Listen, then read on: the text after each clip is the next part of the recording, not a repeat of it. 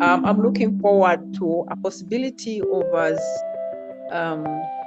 either kind of partnership in a way that could begin from whichever point, from whichever point, if there's that possibility. We do have partnerships, and we have worked with other organizations that have been interested in the mental mother model. The reason I love this model so much is that, I can explain it very simply. They go into a community and mainly they are looking at townships, informal settlements, or what we call squatter camps in South Africa and rural areas. And they look for women who are good at nurturing and caring for their children. They call these positive deviants in their model, but it just means like, who are the young ladies who, despite the challenges and hardships of living in this impoverished neighborhood community, still manage to bring up healthy, secure children, babies. And so they find them, they recruit them, and then they train them and upskill them, and they send them out into the community, knocking door to door to find all the vulnerable young mothers. Really, where you make an impact is in the home. So this idea of doing a home-based intervention.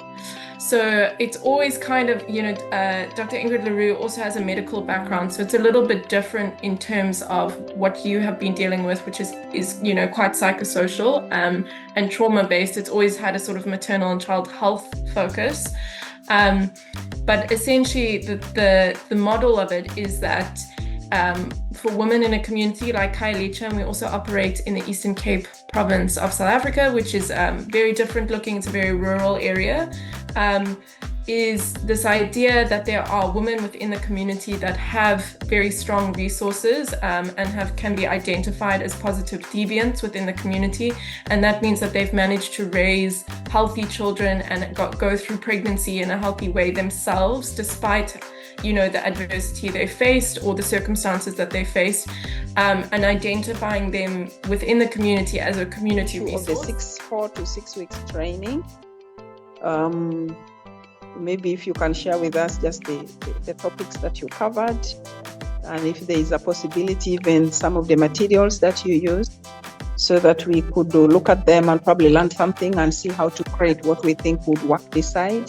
So this is a very big kind of manual. We have a smaller version that we use in field that each mental mother has. That's a little field guide.